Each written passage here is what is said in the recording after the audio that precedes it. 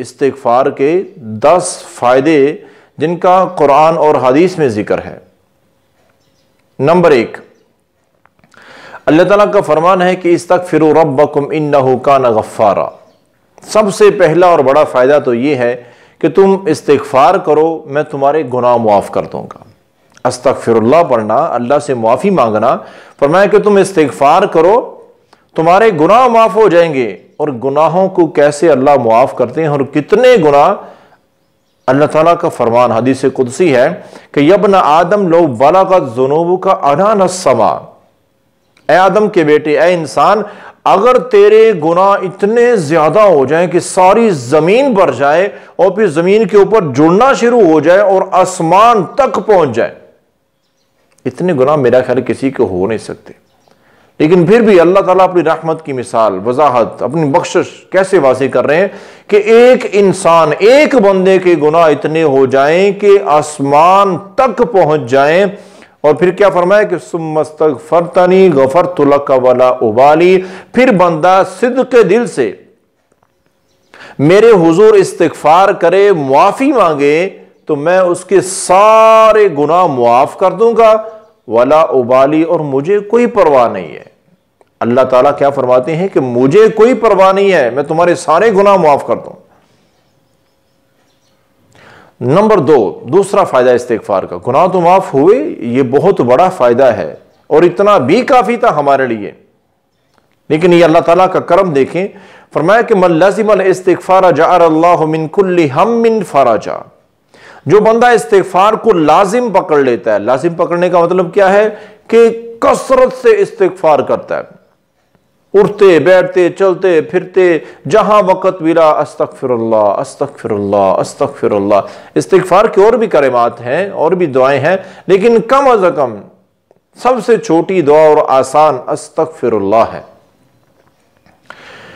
تو کیا فرمایا کہ جو کثرت سے استغفار کرتا ہے، من کل ہم من فرجا، اللہ تعالیٰ اس بندے کو ہر غم سے نجات دے دیتے ہیں، اسے ذہنی سکون مل جاتا ہے۔ بڑی بڑی زندگی کی پریشانیاں ہوتی ہیں، لیکن وہ بندہ دلی طور پر مطمئن اور ذہنی طور پر پرسکون زندگی گزارتا ہے، اور یہ فائدہ ہوتا ہے استغفار کا۔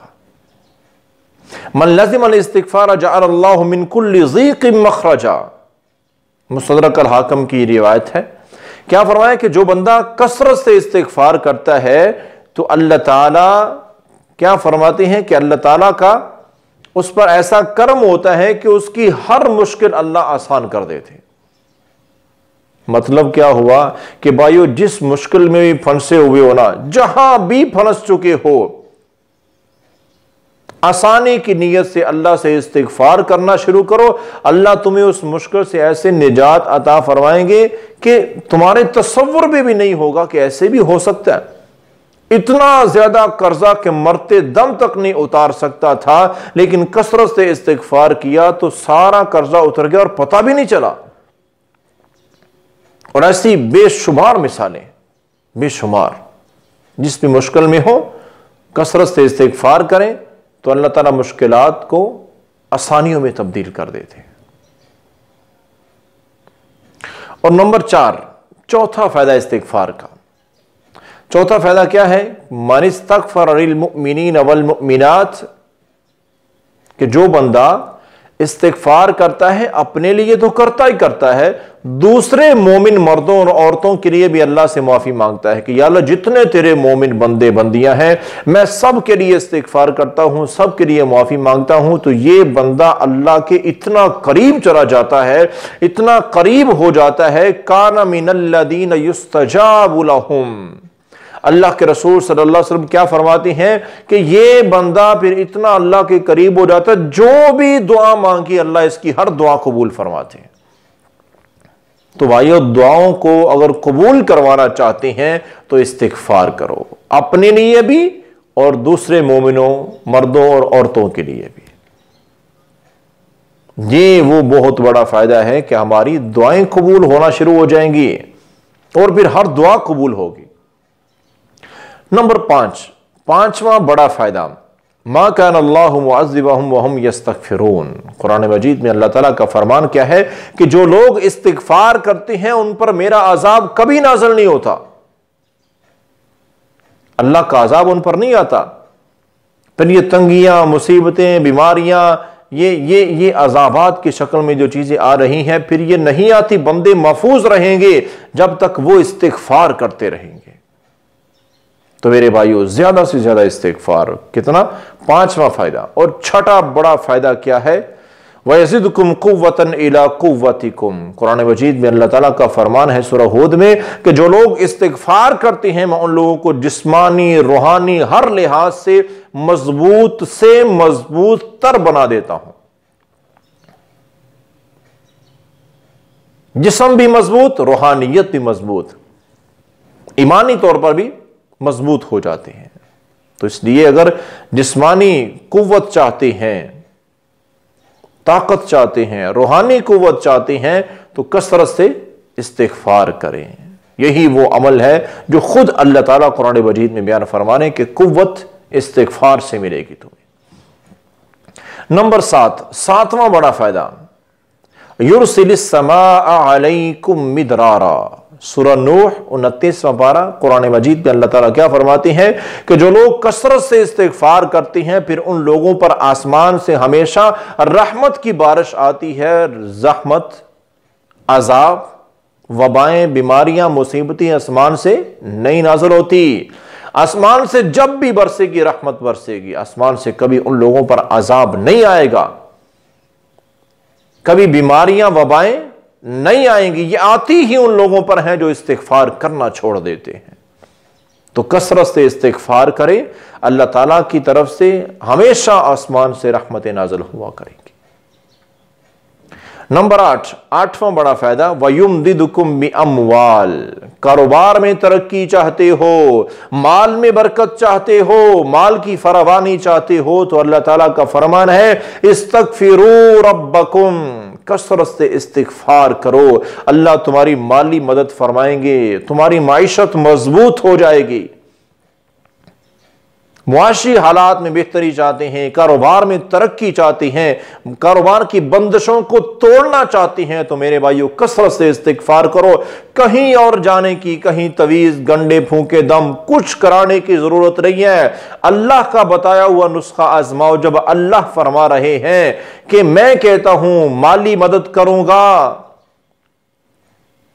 کاروبار میں میری مدد آئے گی، معیشت میں مضبوط کروں گا، تو اللہ سے بڑی سچی بات کس کی ہو سکتی ہے؟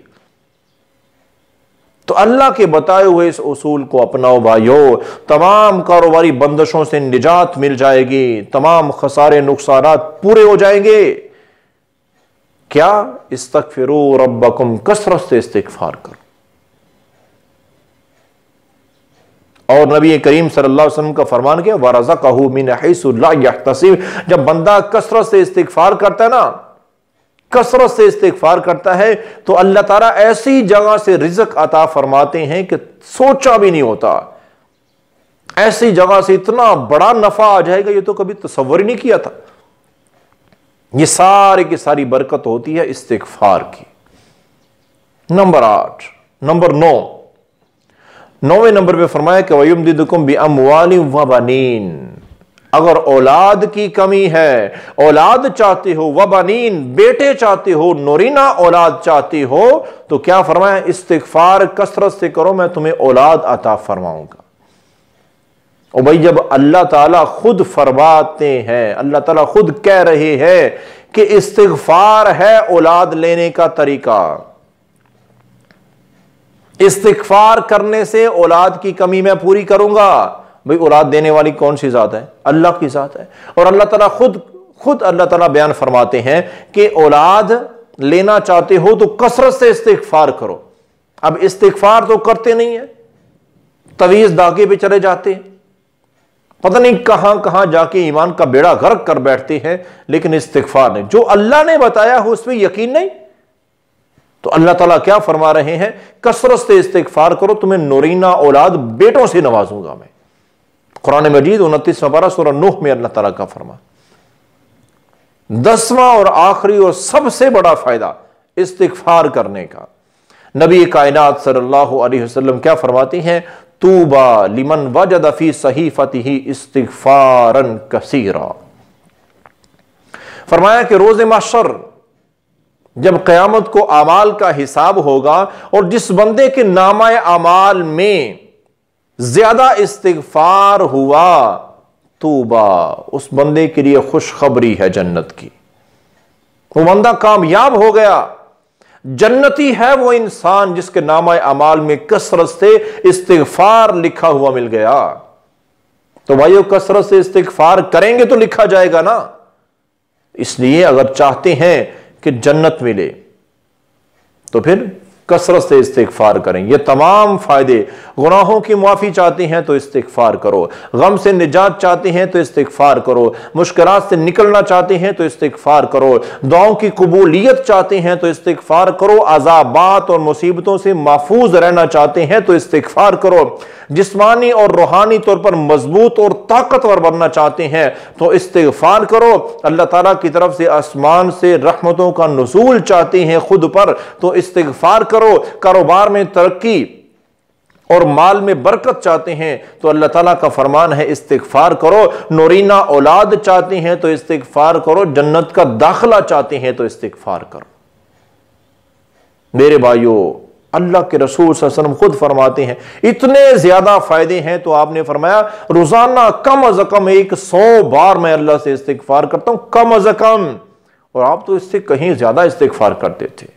تو ہمیں بھی چاہیے اپنے پیارے نبی صلی اللہ علیہ وسلم کے طریقے پر، آپ کی سنت پر عمل کرتے ہوئے زیادہ سے زیادہ استغفار کریں تاکہ اللہ تعالی ہمیں دنیا اور آخرت دونوں جہانوں کی کامیابیاں اور بھلائیاں عطا فرمائے۔